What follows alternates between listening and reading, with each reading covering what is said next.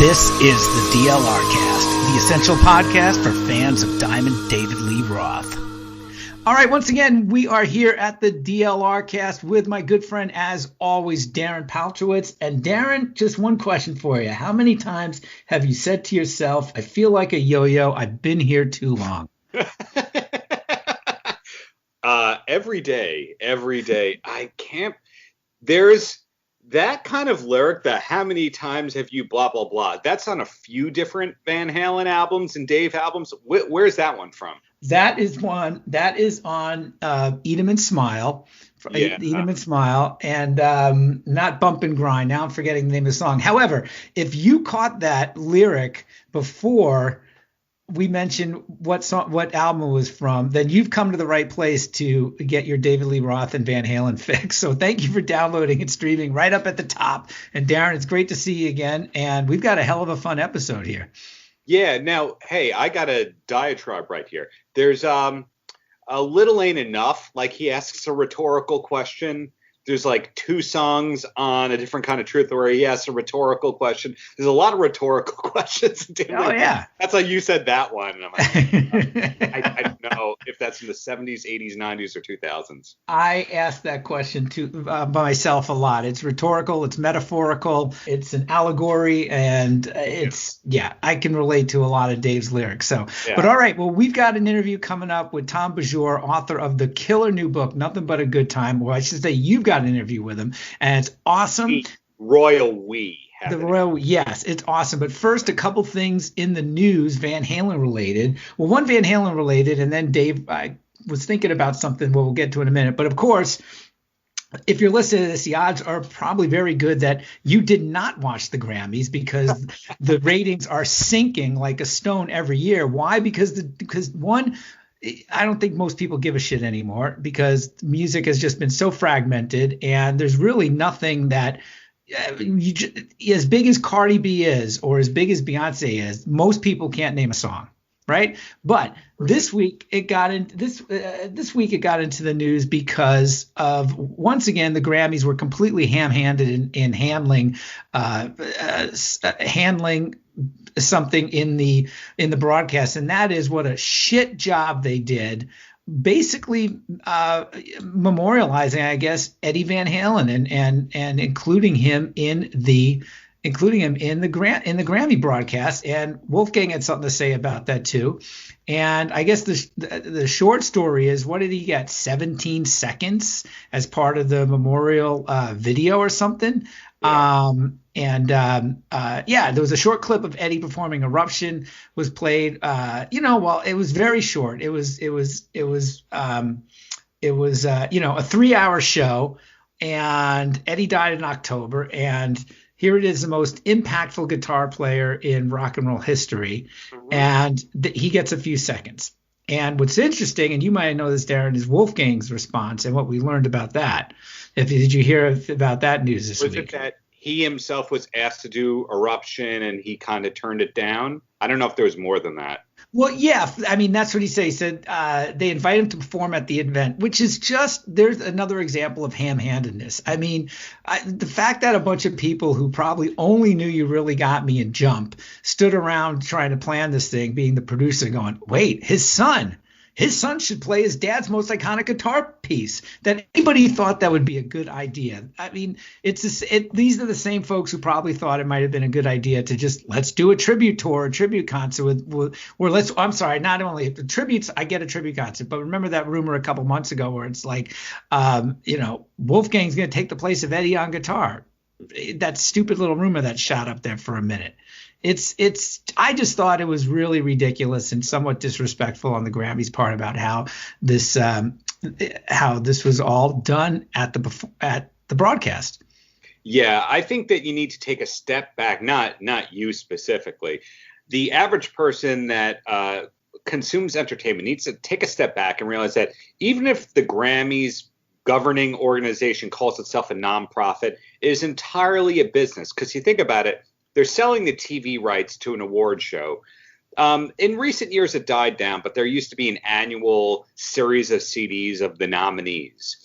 And you think of the Grammy Museum, there's millions upon millions of dollars, tens of millions of dollars going around for profit related to the Grammys. It is totally a business the way that ASCAP and BMI are businesses that call themselves nonprofits, because I think you only have to give away 5% of your revenue, something like that, to maintain nonprofit status. It's really one of the shams of this country. Sorry to diatribe on this whole thing, but it's one of the shams of this country that you don't really have to be a charity to be registered as a charity. So you say that and you go, Van Halen won multiple Grammys, correct? Like, I remember they were at least nominated for like the Twister soundtrack and all that. They had to have won Grammys, yes? I would think. Okay, so sometimes you got to know as a business where your bread is buttered. And Van Halen has contributed so much to the music industry. So many people have jobs because of the tens of millions of albums that they sold beyond singles and all that, that you have to go, maybe there wouldn't be this part of Warner Brothers had Van Halen not existed. So maybe let's be a little respectful here. Well, let's take it a different way as far as impact. And this is a nice little segue. We'll get to the episode will get to in a bit, and that's the interview you did with Tom Beaujour, author of Nothing But a Good Time. Yeah. Van Halen and Eddie's and the band and Eruption was for just about every hair metal and hard rock band in the 80s. When they first heard that was the equivalent to them of the Beatles on Ed Sullivan. Do you know how many freaking people inspired to start a band? Do you know how many freaking people it inspired to get better on guitar in not only Southern California but everywhere? So what Wolfgang was really disappointed with, and he mentions, and I don't know how you can be a fan and not be disappointed, was that, and he put this on social media, that he was pretty disappointed. He said, it was my understanding that there would be an in memoriam section where bits of songs were performed for legendary artists that passed. Yeah. I didn't realize they would only show Pop for 15 seconds in the middle of 4 full performances for others we had lost. Now, I'm not going to debate. I couldn't even tell you who those other artists were that were in the memoriam section, and I'm not going to debate that if there was somebody there who may have had such as big as an impact as Eddie did in their style of music as Eddie. Actually, I will debate that. Fuck it. I guarantee, without even knowing him, I bet you I can't spacing on who else died last year, but did anybody else have as big of an impact as Eddie? I'm not going to tell you that Adam Schlesinger from Fountains of Wayne did, but I would put him on similar weight for under-tributed artists right there. Because if you think of how many hits that absolutely. And Errol, who co-wrote I Love Rock and Roll, and he did a lot of things for a lot of people, sure. But there was definitely an underrepresentation of some people who made a big, big difference in things. And Eddie's the king of that. I'm going to say Adam Schlesinger, prepare to get that hate mail going right here. But if you think of Emmy-nominated, Oscar-nominated. Well, here's the deal. That's a brain fart on my end. I forgot he died. He died very early on. He died from COVID when this happened. And I am a huge fan of his. I love Fountain of Wayne. I love all things power pop. So I totally get that. But as far as a level of impact and influence. Right. I mean, so and this is what, and this again, is why I totally get why Wolfgang was disappointed, and I'm glad he put this out there. He said what hurt the most was that he wasn't even mentioned when they talked about artists we lost in the beginning of the show. I mean, and he goes on to say, I think it's impossible to ignore the legacy my father left on the instrument, the world of rock and music in general. There will never be another innovator like him. And so, the fact that they didn't, I mean, I can't imagine that they said, oh, well, Wolfgang refused to play, so just, we'll just do this. I just think they're out of touch. Do you know what I mean? And the Grammys have been out of touch for a long, long time. And if I can get triple the hate mail right now, anybody who wants to get on the pulpit of rock music is white people music and all that. Eddie was Asian. So there was a diversity angle as well that they definitely missed out on, because how much Asian representation do they have besides Bruno Mars being Hawaiian Filipino? So you missed out on the rock representation. you missed out on the ethnic representation, and you missed out on the actual commercial success and influence that kept the lights on at Warner Brothers. How many Warner Brothers artists do you think made as much money for Warner Brothers as Van Halen did in the 70s, 80s, 90s, 2000s, and 2010s? It's like, yeah, the Doobie Brothers were huge, but the Doobie Brothers were over by the early 80s. Yeah, and you know what? It's interesting you mentioned that, the Asian bit, because I remember last fall there was a bunch of headlines. Rock star Eddie Van Halen's Asian roots shocked the internet, because people know that he immigrated from Holland, but most people didn't know that his mother was Indonesian. And the week he died, NBC News had a big thing that there was an article, just among so many articles about Eddie, of course, dying. But Eddie Van Halen endured a horrifying racist environment before becoming a rock legend. Yes. And that wasn't because his dad was Dutch. That was because his mom was Indonesian. So yeah, there might have been some ethnic, what's the word I'm looking for? Some ethnic representation there, but most people didn't even know that. Sure, I knew. I'd never even thought of it, right? I mean, he spent his childhood in the Netherlands, and his mom was Indonesian. It's pretty interesting. In fact, speaking of Dave, and as I looked at this article, and this is a reminder too of Dave on the Mark Maron's podcast. He brought up the fact, just how painful the racism was for the Van Halen brothers. It says in the 2019 interview, Roth described how poorly the Van Halen's parents were treated because of their mixed race relationship in the 1950s. It was a big deal. Those homeboys grew up in a horrifying racist environment to where they actually had to leave the country, Roth said in the podcast. He had that the brothers, who often referred to as half-breed in the Netherlands, still met difficult circumstances after immigrating to the U.S. He said, then they came to America and did not speak English as a first language in the early 60s. Wow, Roth told Maron. So that kind of spanking, that kind of stuff runs deep. And of course, wow, we're really going deep here. Roth gets all that because he dealt with anti-Semitism as a kid, right? And it's real interesting when you think of it, because I don't remember that getting a lot of headlines. Dave's saying that, out of the Mark Maron interview a year before that. So, yeah, it's the whole getting back to the Grammys thing. It was a damn shame. They had a great chance to do what I think they should have done, and they didn't do it. When you think of Cardi B, she's going to be the scapegoat for lots and lots of things, because people go, oh, that's not music.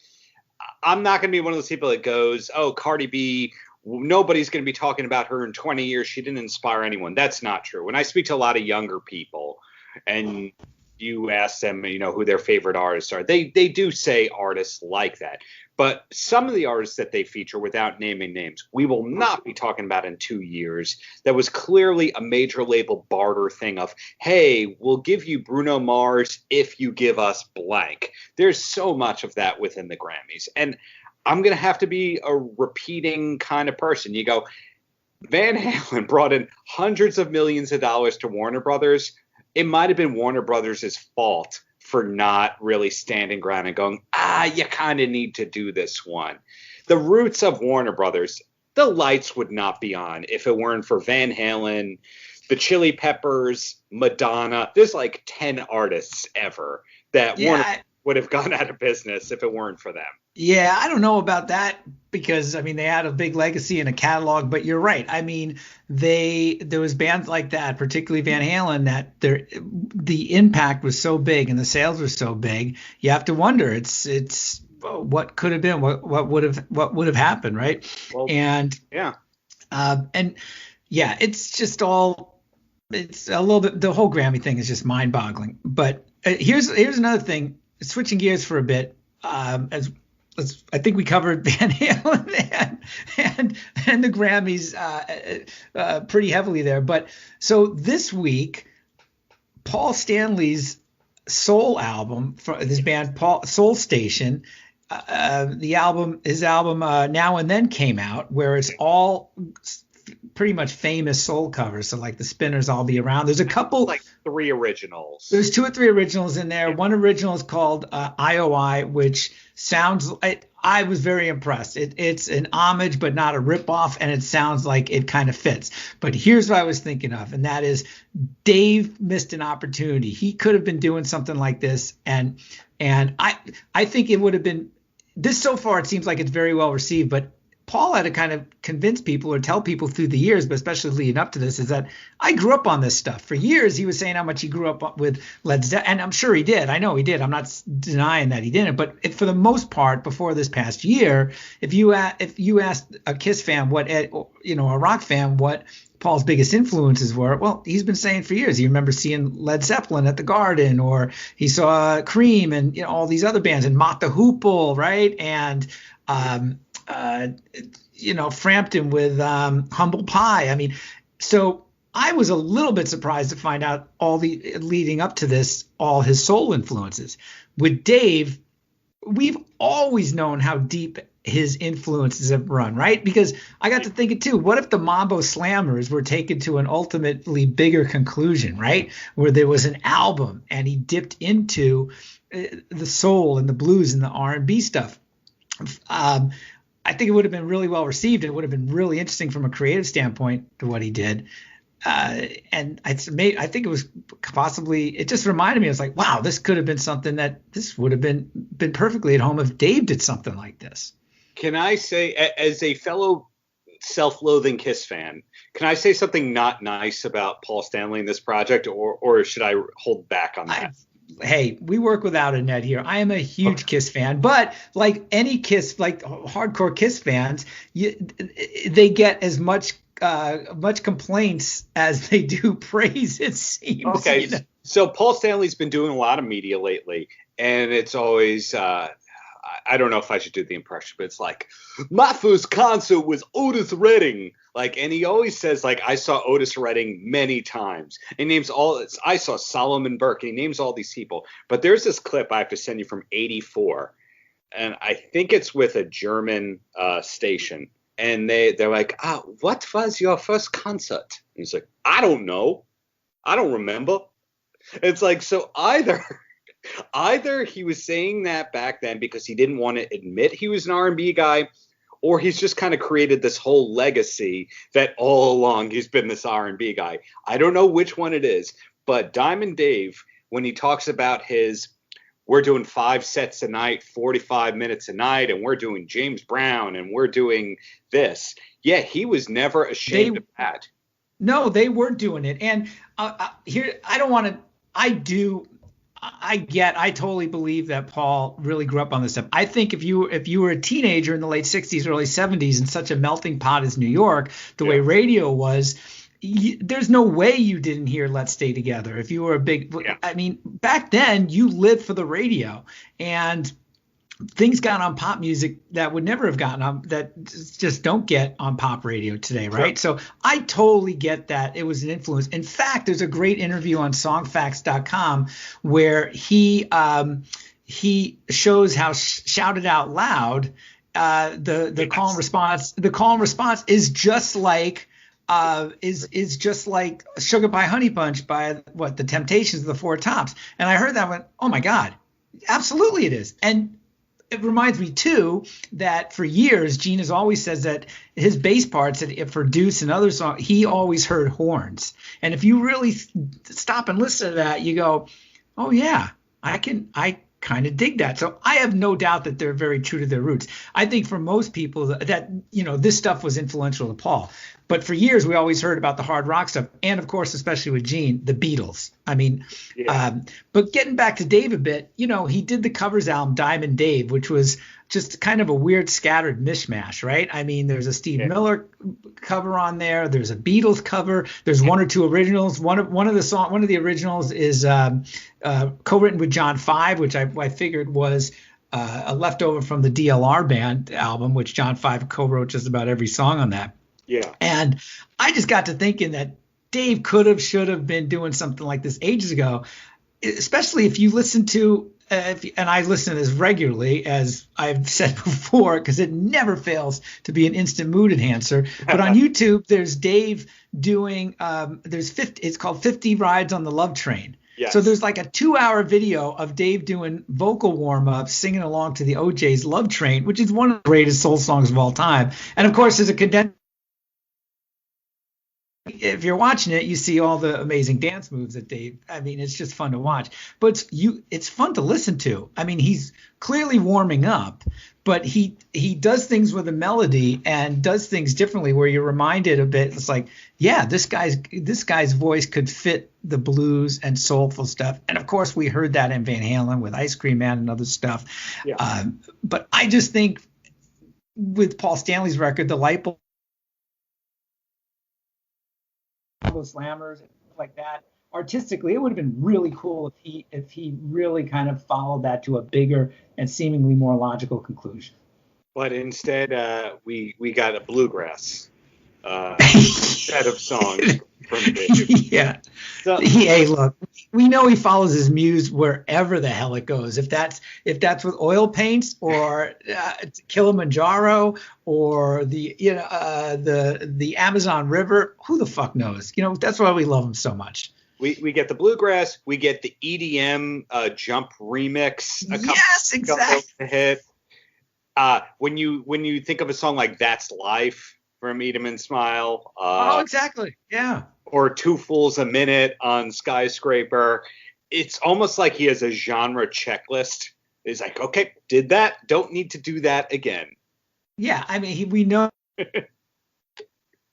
And the dance music anyway. And again, it gets back to not only influences, but you're right. They were doing covers of Casey and the Sunshine Band and 70s dance tracks, which back in the very, very early days when they were coming up in Southern California. So it just the dance thing that he was so into and showing up at events or whatever a couple years ago just seemed makes sense because he's been a big dance music fan, but doing something along the lines of what Paul Stanley did now, doing that like say 10, 15, 20 years ago would have made terrific sense from an artistic standpoint and probably would have been very well received.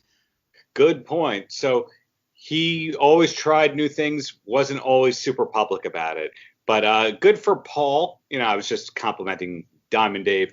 Good for Paul for embracing this kind of music rather than doing a really bad duets album or a really bad hip hop reinvention. We saw that Ozzy Osbourne Busta Rhymes Iron Man remake.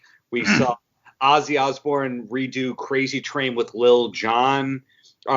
Certain contemporaries of Paul Stanley have just tried to reinvent themselves in a bad way. Oh yeah, Ozzy with Post Malone a few times now. Yeah, and certainly the outside of say perhaps Ace Frehley, who's done I think 2 or 3 covers albums now. Yeah. There's some surprises on most of those, but for the most part, the whole cover like Ozzy's cover album was just about unlistenable. And so bravo for Paul for taking a risk and not doing. I got to interrupt. Bravo to Paul for making real music.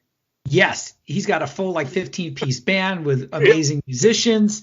And yeah, you could tell this was not a manufactured thing. You can tell listening to this that passion is there. And yeah, sure, those are his roots. And remember, this is a guy also who he is a painter. He did Phantom of the Opera. So, the Folgers commercial. The Folgers commercial too. So, and he did a couple solo records as well. So, I mean, he's not good for him for branching out and wanting to do different things. I think his heart was in the right place. I love that song IOI. It fits with the sound of the spinners and he really makes it his own. It would have been really cool to hear this though when Paul's voice was better and stronger 15, 20 years ago. But I think his voice sounds cool on this. But I could imagine maybe it could have been better and certainly different when he was younger by a decade or two. Yeah. Oh, by the way, Dave news hit. I don't know if I'm preemptively interrupting you here, but did you see that Michael Anthony had said that he was trying to do the Vegas appearance or two with Dave, which had been rumored when I was there for two of the shows. People going, yeah, here Michael Anthony's going to be here. So I guess there were rumblings internally with that, but was it that just like Dave never got back to him, or is it a scheduling thing? I listened to Michael on a podcast, and I think it was just more basically a scheduling thing. He had something with the Circle. I don't think Michael ever actually showed up at a show or reached out to management a week ahead of time. It didn't sound like that. I think it was, I want to go see it. When I get there, maybe I'll check it out. And there is not a nicer person and a more humble person on the planet than Michael Anthony, considering, as we know from other books, that he really got crapped upon by that organization, including Dave. Let's be frank. If the stuff in the Noel Monk book is true, which I believe it to be, because Noel Monk lived it sober, for 20 plus years or whatever. Yeah. And above them, I think among them all, Michael is he totally respects the legacy and really just it knows if we can do it, let's give the fans something. Yeah, Michael Anthony, most of those bands had one guy that was like, yeah, I'll do it. Like, we didn't tell you what it is. Yeah, sure. Sounds fun. Right. Like in Motley Crue, that seems to be Mick Mars. You never hear one bad thing about Mick Mars ever. Right. It's like, yeah, he was there. He remembers it. I was just thinking of him. Yeah. I made a note to actually talk about that, because one other thing, this was on the Jeremy White podcast, so props to where we got this from, but he did mention that he was going to join Dave on stage, but Jeremy said to him, and Michael didn't know this, and you can attest to this, I'm sure, that Dave's backing vocals on the Kiss tour were actually Michael Anthony's on tape. And Michael didn't know that, and he joked, he's like, I should be getting paid for that. But Michael was like, what? And those backup vocals sounded really crisp when I saw the show. I don't know if I said this on the podcast. If not, I don't know you're one of the three people I told this anecdote to. So it's not like I tell this one to everybody. But at the second Roth show that I saw in Vegas, I spotted Jordan Ziff, who plays in Rat. He does like the Warren DeMartini part in Rat, and he played with Marty Friedman. He's really like the next generation of guitar god in training if he does cool stuff. And I spotted him. I'm excited, huge Rat fan. And Me too. I didn't think we're going to be mobbing him. It's just like my wife and I were cornering him and no one else was bothering him. So I was, maybe I'll get a photo. I'll talk his ear off a little bit. And I'm like running out of things to say because I'm tired, had a few drinks in me. I'm like, so those backing vocals sounded really tight. Were they pre-recorded? And he goes, you think? Like, you did tell this you've told me this anecdote on and off mic. It is on one of the earlier episodes, but what did not occur to me at all, and was that, and I don't know where this guy's podcast, Jeremy White's podcast, which is pretty cool, he didn't allude to, at least on this segment I heard, where he heard this from. Yeah. But he was straight up. He said, yeah, those are your background vocals. And that just made me feel weird, man. I hope it's one thing we're going to use some backing tapes there. It's another thing to say, okay, we're going to lift this right from these Van Halen recordings. Yeah. But how in the world did Dave do that? Did he get the math? Technologically, so to speak, is there a way to pull that off of a CD or something, Yeah, there is, because do you remember the video game Rock Band and all of its craze? Yeah, of course, yeah. There were all these companies that were coming to me in my day job for an artist manager going, hey, we can make multi-tracks of your songs just for Rock Band and all that, because these downloads of Rock Band are the future.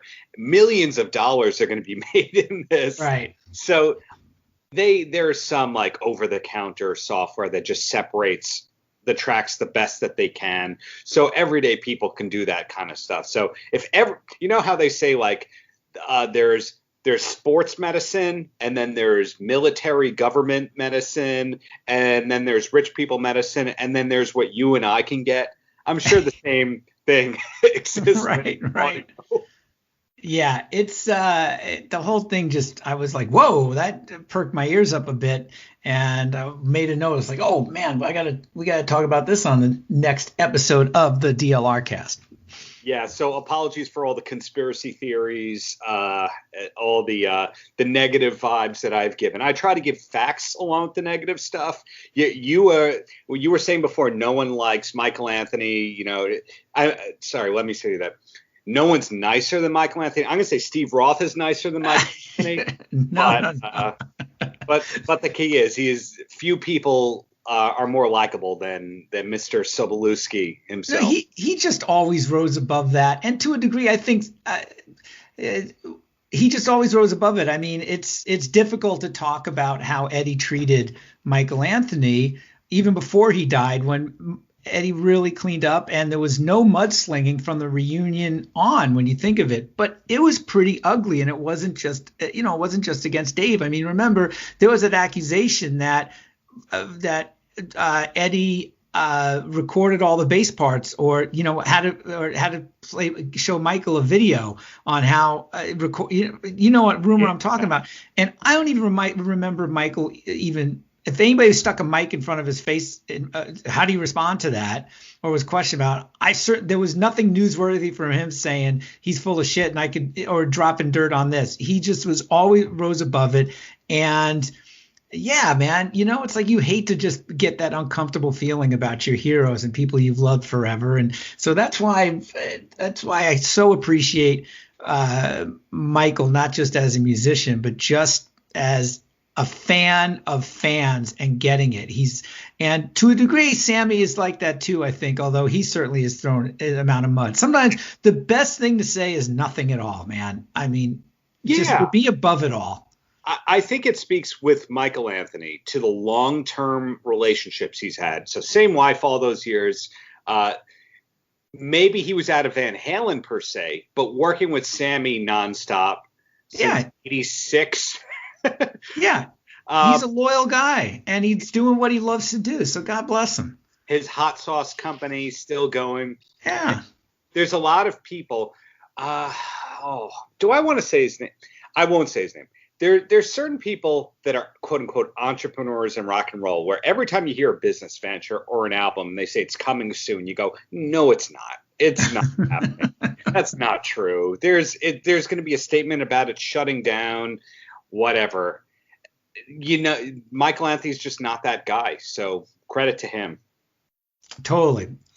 All right, let's get to the interview, this week's interview, and it's with Tom Beaujour, author of this amazing new book, Nothing But a Good Time: The Uncensored History of the 80s Hard Rock Explosion. You guys, he dropped some Dave thoughts, Van Halen thoughts I thought were really interesting. Let's not tease it all or give it away, but one thing that caught my ear in the interview was the fact is how many people referenced Dave. And I think that he mentioned that in his interviews and talking to people, they talked about Dave more than Eddie. Yeah. As far as who he talked to for the book, right? Did I get that right?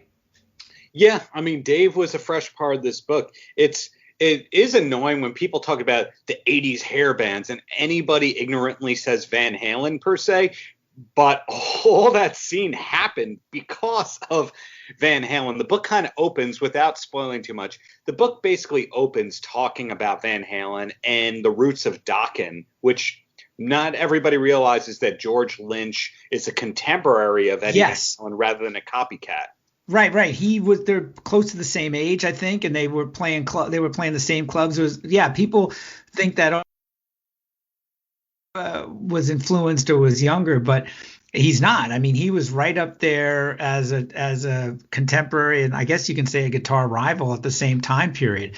And it gets back to something I've said before on this podcast, and I've always thought, I have never in my head lumped Van Halen in with the hair metal folks, because they broke before that, right. And they just their music was just beyond that. I thought of them as an amazing hard rock band, whereas, and I say this, To me, it's all hard rock anyway. I mean, I thought sometimes the hair band thing was derogatory. Poison, a hair metal band, absolutely.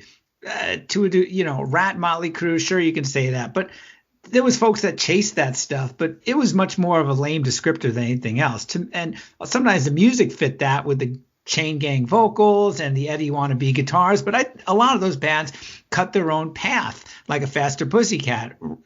Rat, to me, and I always like them more, sound is nowhere near in sound compared to, say, the likes of Warrant or Motley Crue or some of these other bands, or even the bands that didn't make it, right? The also-rans that never made it, which were a big part of this. Warren, I'm a huge defender of, because there's songs like I Saw Red and Uncle Tom's Cabin that are just much deeper. Yes. Yeah, exactly. To me, they were a hard rock band. Yeah, and Bo Hill plays a role in a lot of those kinds of bands, great producer behind the scenes. But yeah, this book, which was written by Tom and Richard is it Bienstock or Bienstock? Richard Bienstock, yeah, Guitar World editor for years. Yep.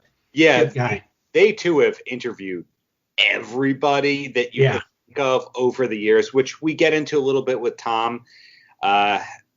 It's such a well-researched book. I can't imagine how overwhelming it was to do all these interviews and get them into concise kind of thing, because some of these people were definitely ramblers or remembered things differently than other people. So it definitely breaks some ground of stories that we've never heard before. Definitely clears up some myths. And as I said, when it opens up with the parts about Dokken, I don't think most people realize that the members of Dokken were in bands before Dokken. Right. Well, I'll tell you, your interview with him is great. I think everybody's going to enjoy listening to it. It's the conversation it's one of those interviews and conversations where if you're a fan of this stuff, you feel like you're there and you're just like, oh man, I wish I was in this conversation. And certainly the book is getting fantastic reviews, and it's gotten some incredible endorsements too. I mean, Stephen Pierce mentions Stephen Pierce's quote was, what did he say about it? If you want to relive the explosive decade, this is as close as you're going to get, all right here, right now. Brett Michaels gave it a great endorsement. He said it's a backstage pass to the wildest, loudest party in rock history. You'll feel like you were right there with us. And I think if you're a fan of hard rock and that material, it is a definitive book that you have to have for your library.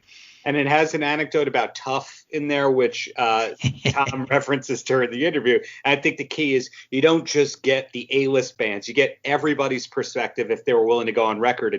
And Tom and Rich got a rare interview from Vito Bratta from White Lion. Yes. That's amazing. He has not. Who has he spoken to the last 30 years? Maybe Eddie Trunk? Eddie Trunk, and that's this is about it I can think of. And so, prepare to learn a little bit and also dig into the other projects that Tom and Richard have going on, because, let's face it, they're one of us. Yeah, and Tom is in a band with comedian Dave Hill, which has comedian and musician Dave Hill, who they're one of the greatest band names ever, Witch Taint, which that is unbelievably fantastic. But before we get to the interview, let's just leave one more endorsement here, and that's from Dave Hill. He says, an extremely well-written, thoughtful, and indeed inspiring expose on one of the most misunderstood musical genres in history. Come for Yngwie Malmsteen, stay for Gunnar Nelson.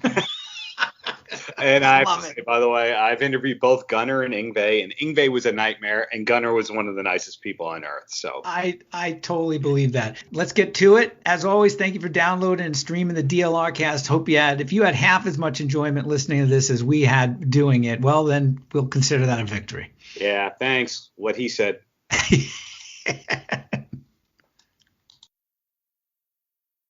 Thank you for making the time. Oh, absolutely. Long-time fan. A lot of people say long-time fan, but I had the pleasure of interviewing you, I'm going to say about 17 years ago, about the band True Love. So that's how long it's been. Wow.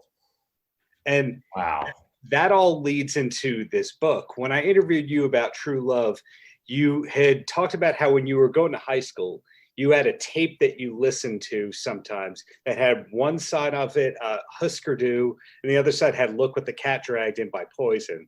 I don't remember exactly how that came up, but when did you noticed that it was okay to start being outward about your love of Poison and Rad and all, in my opinion, the greats? I was always okay. Basically, I went to sort of a prep school in New York City, and so whereas if I had been growing up somewhere in the heartland or in a lot of America, listening to glam metal would have been like what everybody was doing. Mm-hmm. In my school, no one really listened to this stuff, so it was sort of it was funny when I was in 8th grade and 9th grade, I was like the punk rock kid, and I even like played CBs and stuff. But then my way of differentiating myself, I think, in high school was being like the hair metal kid, and it was part of like embracing a sort of an otherness and an identity that like was sort of not, I didn't listen to the Grateful Dead, and I didn't listen to a lot and I even had a fanzine with my friend Ethan Smith, who's now, he's gone on to actually great, he's like the LA bureau chief of the Wall Street Journal now, but we had a fanzine called Hot Rocks with 2 T's and 2 X's with umlauts over both O's that had CC DeVille on the cover. So we were like pretty into this stuff, and again, like concurrently, absolutely, with listening to the Replacements and REM and Husker Du, and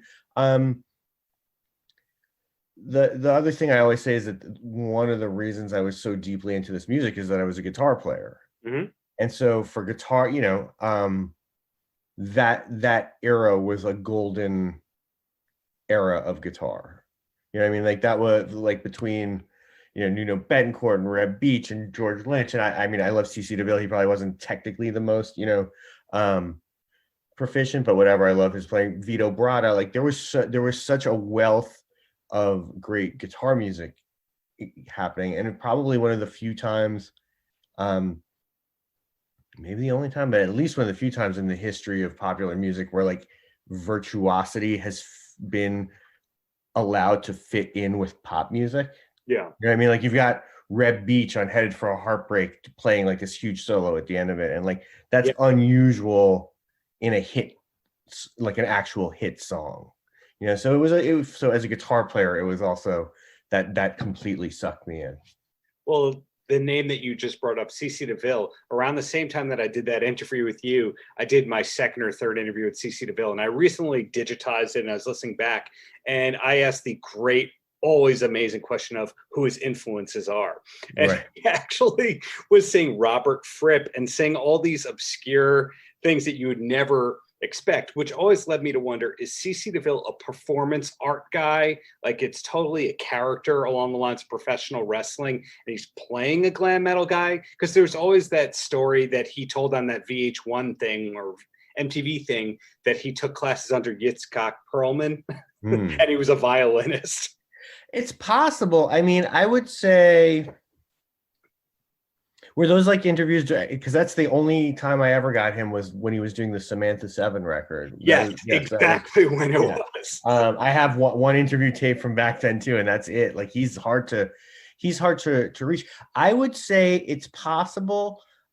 I think given the amount of abuse that CC DeVille has taken for his playing, that if he actually could come out and demonstrate that he could just destroy everybody, he would have done his unveil. Do you know what I mean? Like he would have just come out and just crushed everybody. Like if he had that under the hood. That said, though, I think one of the secrets of CC DeVille and what made Poison, I in a lot of ways superior, is I think that CC DeVille was a cool guy. Like I think he knew what Johnny Thunders was, and he probably knew what television was, and he probably, had listened to spent a lot of time learning Steve Jones licks from the Pistols, and like I think he brought that aesthetic with him. So like I think he probably did spend time listening to Crimson and like weird stuff. Like he's probably like one of the few, maybe he had a Richard Thompson record. Like who knows?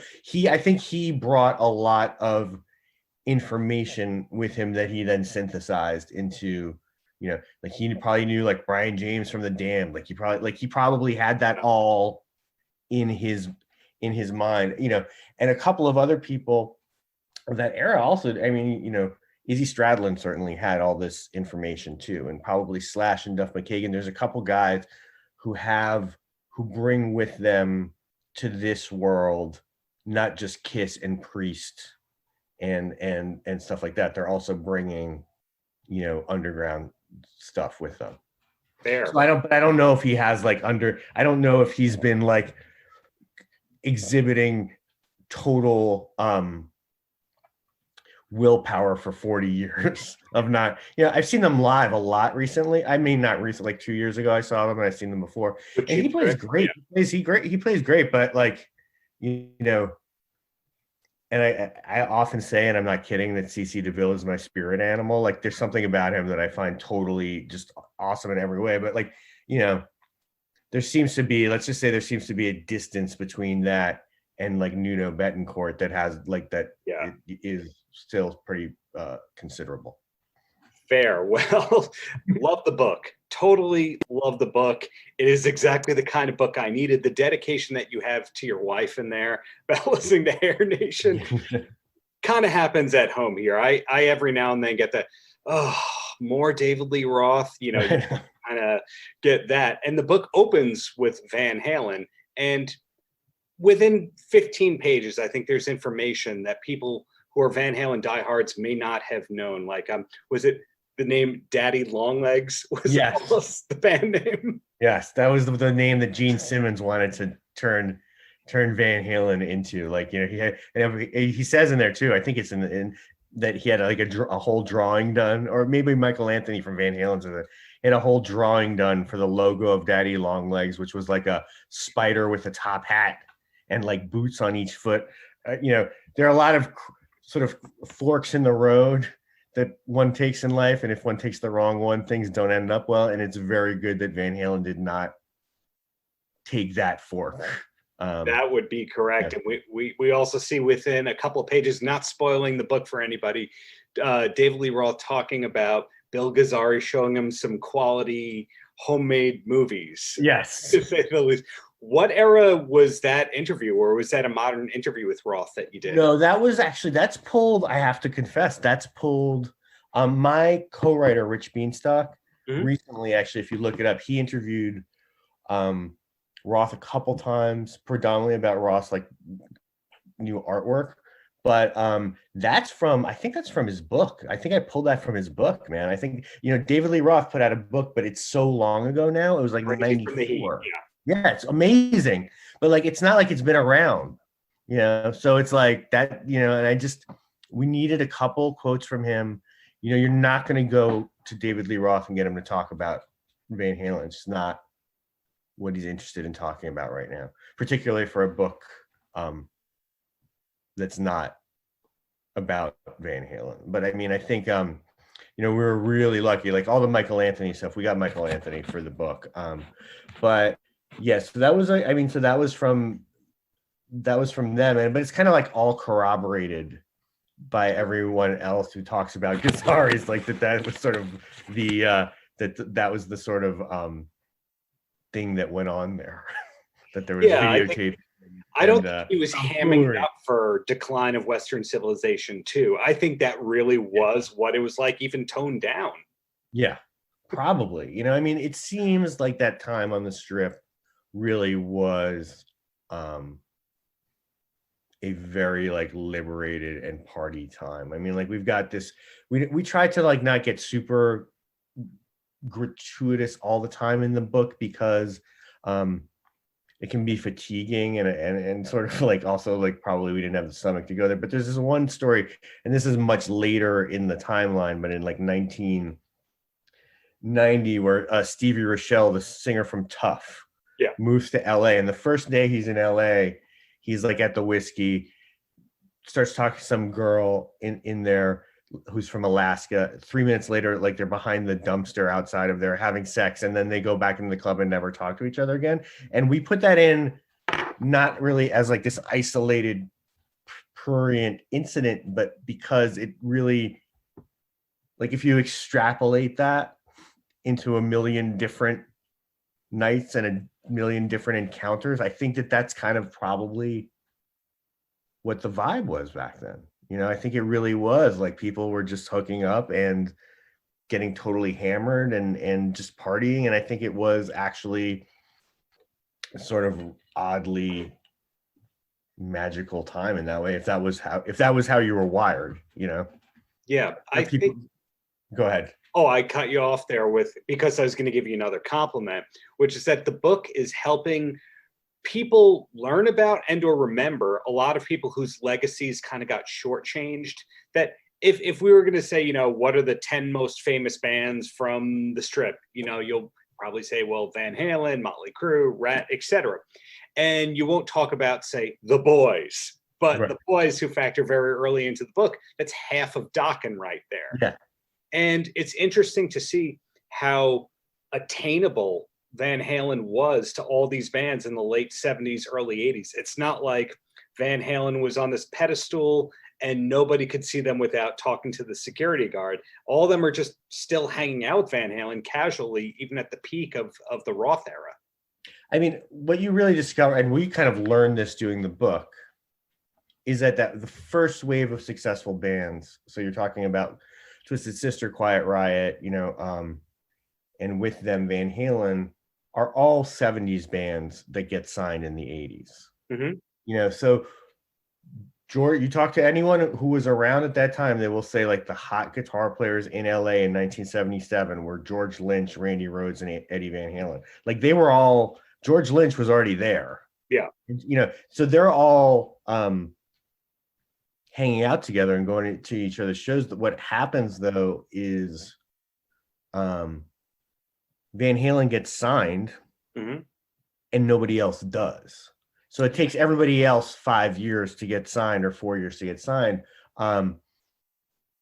Because what was really happening then, and this is something we also learned during the book, is like nobody wanted these bands. People wanted Elvis Costello, they wanted the Knack, the Go-Go's. You look at even I've seen a whiskey flyer from that era that's like the Go-Go's, X, the Germs, blah, blah, blah, and then like One Night is Quiet Riot. Like these bands were on the outs, and labels didn't want to touch them. And right. It's interesting in Ted Templeman's book, who produced all the Van Halen records, he talks about going to see Van Halen with Mo Austin from Warner Brothers Records and how they were signing Eddie Van Halen. Like Ted Templeman goes to see Van Halen. He's like, I knew I had to sign this guy.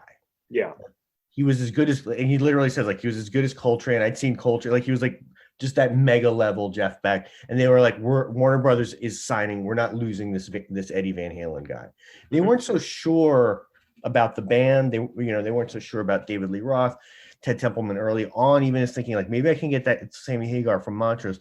The point being that when Warner Brothers signs Van Halen, they're signing like this great instrumentalist, and then the band happens to create the template for this whole music, but they weren't looking for bands like that. So all these other bands suddenly are like, wait, Van Halen got signed, why aren't we getting signed? Like the Boys, you know, like the guys in, you know, London, right. And they're just like, why aren't we getting signed too? Look, Van Halen's selling records. And it's because really Van Halen weren't signed as part of this movement, even though they're ground zero for it. They're like an outlier that happens to have this effect. Right. But like, you know, all those other guys were around back then. Like they, you know, and same with Twisted Sister on the East Coast. They're working since the mid 70s. That whole first wave of bands that, you know, breaks, and even Nikki Sixx late 70s, he's already in LA. So that whole first wave of bands that breaks through after Quiet Riot, Come On Feel the Noise, have been plying their trade for years, and they're really 70s bands. You know, that somehow great observation. Yeah. Get a deal in 1981. Yeah. Yeah. Wow. Well, putting that all together, that introductory, why can't I speak today? Introductory, usually not a big word that I struggle with. Part of the book, it has the great Gene Simmons quote about how when he saw Van Halen and he said, and that, you know, Roth is kind of this Jim Dandy copy. And that's something that I've heard him say. I've heard Dave Mustaine say that a couple months ago when I interviewed him. Did you have other people make the Jim Dandy comparison when Roth came up? Not really. It's funny. We were interviewed by someone yesterday who had interviewed Jim Dandy and brought up Roth to him. And Jim Dandy sort of like was very graciously said, like, what everybody takes from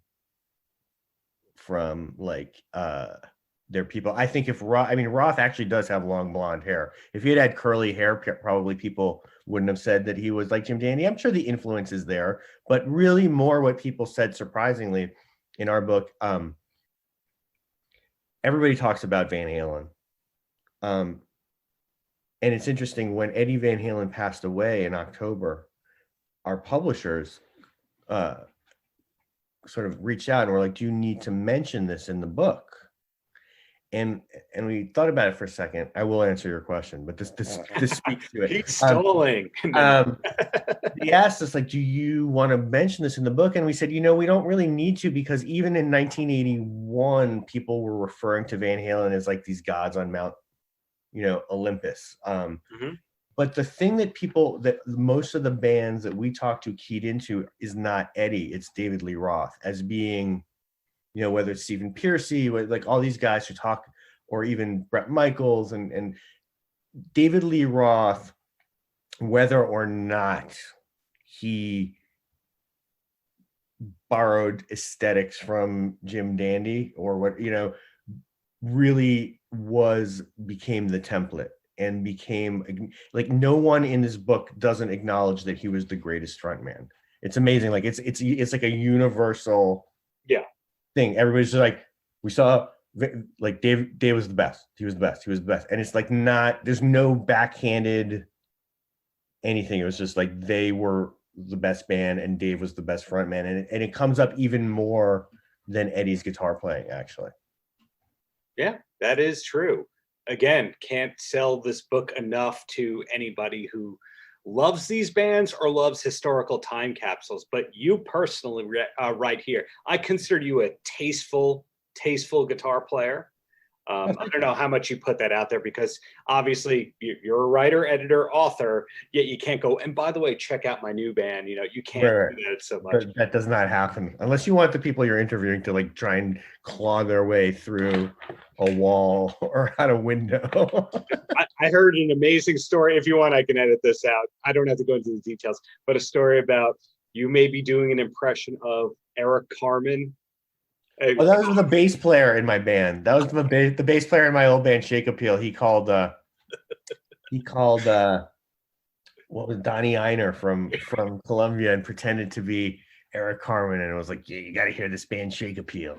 That was one of I think New York Press did a story on it. That was a great moment in my very, very moderately successful music career, was getting that story flipped. And I think the illustration of it in New York Press was of our bass player Marcelo with cement boots in the bottom of the like East River. It makes sense, yeah. but good times. But you as a musician, did you follow David Lee Roth as a solo artist beyond Van Halen? I did. I saw the Skyscraper tour. Okay. Which coincidentally Poison opened. Yes. At the time, if you wanted to see a Van Halen concert, you went to see David Lee Roth, really, because he was the one doing the songs. Right. I saw the OU812 Van Halen tour, and really they did You Really Got Me, Ain't Talking About Love,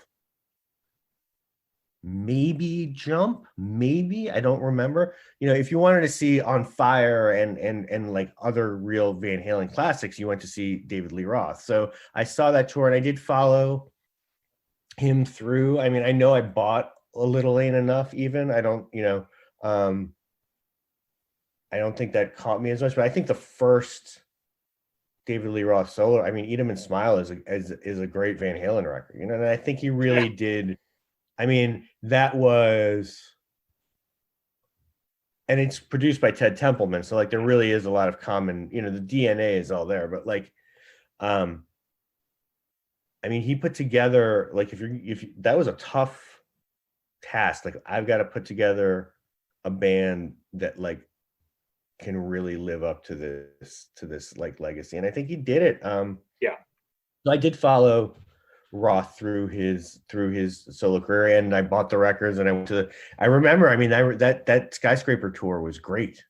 You know, that was a really good show. And Poison were great as an opening band as well. I remember, I mean, I was a fan, but like especially at that time, like Poison in a 45-minute burst, yeah, was the ultimate like delivery format for them, because I saw them headline as well, where they were all doing solos and stuff like that. yes. And it wasn't like as tight. Like Poison as an opening, like the main support band just coming out and blasting for 45 minutes when they had all these hits, you know, already, was like, whoa, that was really good. It all comes back to Poison, for better and for worse.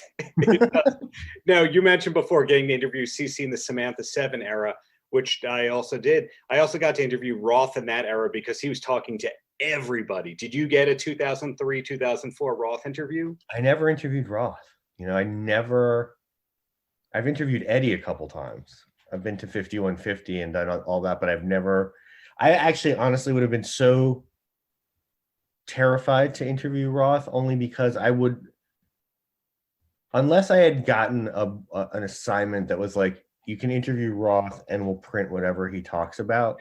But like, if not, like, I did the thought of trying to, and I do think nobody's probably ever tested. Maybe they have. I think like probably David Lee Roth has like a 162 IQ. Like that dude is like wickedly smart, but he's trying to keep him on track. Yeah. Like if you were to get an assignment to be like, I would like David Lee Roth to pick his 10 favorite all-time records. There's zero chance that you're getting on the phone with him. Even if it was like, can he pick his 3 favorite records? You will not get you will be on the phone for 80 minutes, but I don't think you're going to get those answers. You'll probably get something else amazing about like, you know, some kind of music that's only in this small part of the rainforest and this, that, the other, but you're not going to get what you came for. So I was always afraid to interview him because like, I don't know if I wasn't like, I wanted to talk to him, but I didn't know if I could deliver what an editor wanted from it. Yes, good answer. Good answer. I think I'm going to put out the audio of that in the next couple of months. I was a terrible 22-year-old interviewer, but anyway, but my last, before I ask my last question for you, Hearing Aid. Has there been a better charity all-star recording ever than Hearing Aid? Oh, wow. You know, we didn't get into that in the book, oddly, because I don't know why we didn't. We had to pick something. Like, I think it would have been that or the Russia thing, and we went Russia. Yeah. Hearing Aid is pretty awesome, and like the visuals of the video is just like the best, you know. Yes. Absolutely. Because it's also weird seeing people like in a mildly dressed down context. I remember at the time not being fully prepared to not see these guys in full warrior mode. Like I think it unbalanced me a little bit. So yeah, I mean, there's this other one that you need to research, which is like all the Swedish. There's a bunch of Swedish. Oh yeah, with Joey Temple. That may, huh? With Joey Temple from Europe. That might be the greatest. That might be the greatest. Like hair metal group charity thing of all time. What is that called? That is like that Lend a Helping Hand. Lend a Helping Hand. That is fully epic as well. You know, it's funny.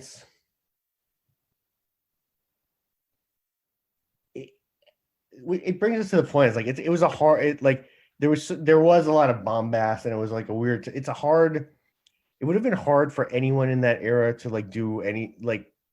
Even if somebody had done something completely serious, would they have been allowed to do it without disdain, I don't know.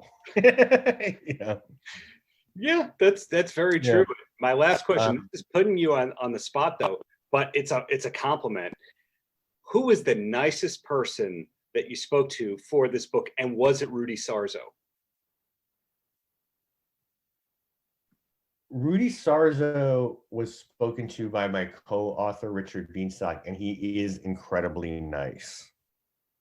For me, the nicest person I spoke to and the most surprising, and it was also the most exciting, was Vito Bratta from White Lion.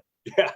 Because like I've said this jokingly, but it's kind of true. Like maybe it's possible I would need some deep analysis for this, but that this whole book was a pretext just to try and interview him, but he was like wonderfully candid and hilarious. Like I have to say, and this is it, so he was like my sort of maybe my like, because I was the most thrilled that he was nice. You know what I mean? But I have to say, and this is not me avoiding your question, and Rich, my co-writer, would concur on this, and this is something I've actually found through my years as a music journalist. Metal guys and ladies, metal people, hard rock people, metal people, that's are the generally project. Yes, are generally the nicest. Yes. People to interview. Like I started at Guitar World in 1994. And it was rough, man. Like there was this era where it was like not like there was a real era where like it seemed like people were supposed to not care, and it was like you had to pull teeth to get good answers, and and like everyone we spoke to for this book was incredibly gracious and nice, and particularly once they realized that like we were not going to ask them the 5 questions that they always get asked, and that we weren't dismissive, that we were fans, that we were really serious about putting something together. Once you gained, and then once they told their friends, like, one member of Vixen tells the other member of Vixen, this guy's cool and he knows his shit. And once it got rolling, it was really an overwhelmingly positive experience. There were really maybe 1 or 2 interviews where I got off the phone and I was like, fuck that guy. And like it was, and that's out of like hundreds. Yeah. So everybody was incredibly nice. The person I most needed to be nice to fulfill and not shatter my childhood dreams was Vito Bratta, and he was, but like to a T, everybody was cool. The other like person who is incredibly nice and hilarious is Brian Forsyth of Kicks. Brian Damage Forsyth is like one of the funniest, nicest, and most unguarded people that you would ever talk to. And these people are talking about some difficult stuff sometimes, like particularly when they're talking about their experiences in the early 90s, like of like being completely sidelined. And they were all great. So that was so Vito Bratta, but actually everybody, like seriously, people were just incredibly cool. I was going to put the runner up for Rudy Sarzo is going to be Steve Brown from Trickster as the nicest human. He's awesome. I mean, he's my friend. Like, so Steve Brown is actually like, we're friends. So he was great to talk to. But I actually have a ongoing relationship with him. So like that was an easier thing. He's awesome. He's hilarious. He's another one who's just like very clear-eyed, and he's like, we made our second record and I could have made it for $150,000, but I wanted to make a big boy record, and he knows that like, and he'll be like, we spent way too much money. He's very clear-eyed and not bitter and just like an awesome all-around dude. Exactly. Yeah, somebody like who like I text with, like we text each other pictures of guitars and stuff. So because he's right up the road in like, he's like 30 minutes up Route 17 in Jersey. So he's a local he's a local guy. The texting photos of guitars explains why you're friends with Steve Schiltz. So that brings Yes. everything full circle. Yes, that's like, that is basically what I do most of the time. Like, especially when I'm supposed to be working on a book, it is like I'm looking at guitars online or texting. Yeah. Like, I'm in a couple bands now with the comedian Dave Hill. So I'm in Witch Taint with him, like this comedy black metal band. Yes. As Tomai Guillotine, and I'm also in the band Painted Doll with him. They're both on TP Records, and I produced the Painted Doll record, blah blah blah. But literally, what we do to each other all day is like, I'll find a guitar online and I'll text him and be like, "Dude, should I get this?" And we both always just answer to the other one like, "Do it, buy the guitar." And we just try and like make each other buy guitars that we don't need. And I tell all my friends, if you ever ask me if you should buy something, I will do it, because I need you to buy guitars to like exculpate me from doing so. But there's a lot of guitar texting. Well, it could be worse, I'm sure. It could be much worse, but I think that makes anything related to this book research, therefore a tax write-off. So congratulations for the smartest move you could ever have made as a guitar collector. So it's true. So thank you so much for your time, Tom. Looking forward to the new music and all that, and just keep up the greatness there. Thank you. And likewise, thank you so much for taking interest now and at the dawn of time. Exactly. Nothing right. but a good time is the book. Thank you so much, Tom. Thank you.